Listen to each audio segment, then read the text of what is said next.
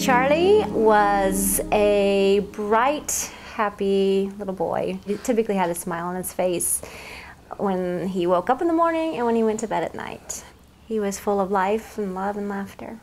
The thing that stands out most in my mind about Charlie was his smile, and I think just by looking at his pictures, you'll see that the kid was always smiling. When he walked into a room, or when you walked into a room that Charlie was, he was certainly the first person you noticed.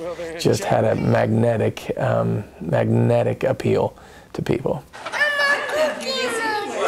November 1st, 2007, day after Halloween, apparently we got the call that no parent ever wants to get. A dresser, which was only 30 inches high, had apparently fallen over and taken Charlie's life. A tragedy like none other. The old dresser was right here with this new one sitting, actually, and it was only 30 inches, which I believe is somewhere in this proximity. We had really no idea that a children's dresser made for children's rooms that was only 30 inches high could potentially fall over and hurt a child, let alone kill one. The first thing we wanted to do was to lay in bed and hide away from the world, but first and foremost, we had 3 other children that we need to raise and be parents to. So as they were our focus in getting our routine back into whatever normal was after that, at the same time in doing that, ironically, some members of our community here in Kansas City were starting an organization to raise awareness for safety in the home. We were connected to them and have, since Charlie's death, created what is now known as Charlie's House. I first learned about Charlie's House back when it was called Charlie's Safe Haven, and they happened to be looking for people that would want to get involved. That was basically the beginning for us. I thought we were pretty well prepared. I'd done a lot of research on everything, and when reading Charlie's story, it was just shocking to me of what I didn't know, and I felt absolutely clueless. It just really kind of opened our eyes, and we didn't have anything for the house. We didn't have a single safety strap. We didn't even know about safety strap. I didn't know about safety straps, and it's really scary now thinking back of what it was like. I think when the accident initially happened, we had a knee-jerk reaction like most parents would, and immediately went around our house and child-proofed everything we could. Obviously the furniture straps, but every other thing we could too. Because of Jenny and I's personalities and the outpouring of support from the community, Charlie's House, whose mission is to prevent injuries to children in and around the home, was born.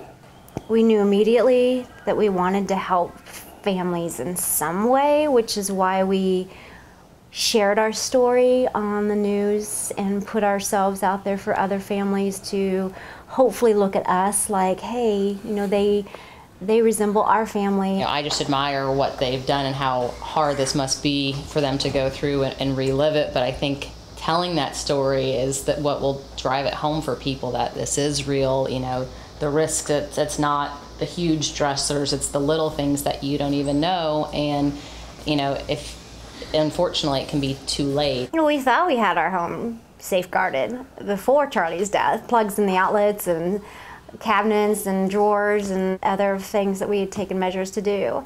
So after Charlie's death, obviously we learned that there is more indeed that can be done. We knew the basics. We knew, you know, keep kids out of, you know, where there are poisons in the kitchen and outlet plugs and so forth. And I feel like what we've done is kind of gone a step beyond and thought of some things and use the resources that Charlie's has, the checklist and the website and so forth. And we're personally both excited for when the safety demonstration house is ready. We're here at the site of Charlie's House, and we're near 24th and Truce, sandwiched between the Kansas City, Missouri Health Department and Truman Medical Center.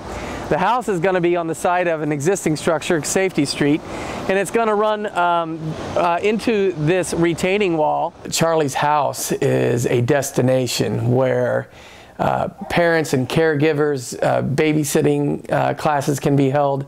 There'll be a community room that we can have a lot of programming and teach community members not only how to properly child-proof their home, but perhaps CPR classes and all kinds like that. The upstairs level will actually be a safety demonstration home, a hands-on, interactive experience for those individuals to learn how to properly child-proof your home.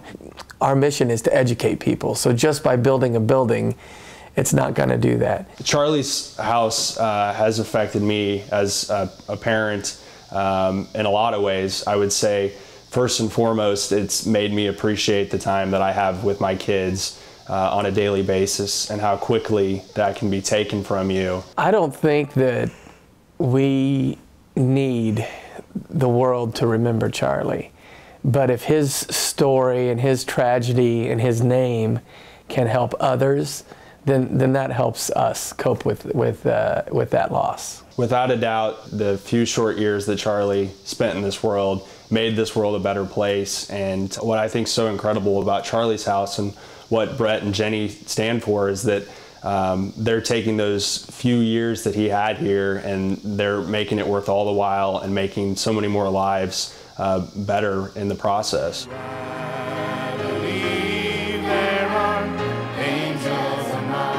I think he'd be happy. Yeah, I think we can remember Charlie in our own ways, and certainly Charlie's house to us will always be about our Charlie, but it's also about so many other accidents and injuries that we can prevent to other children. To guide us with a light of this is Charlie. love.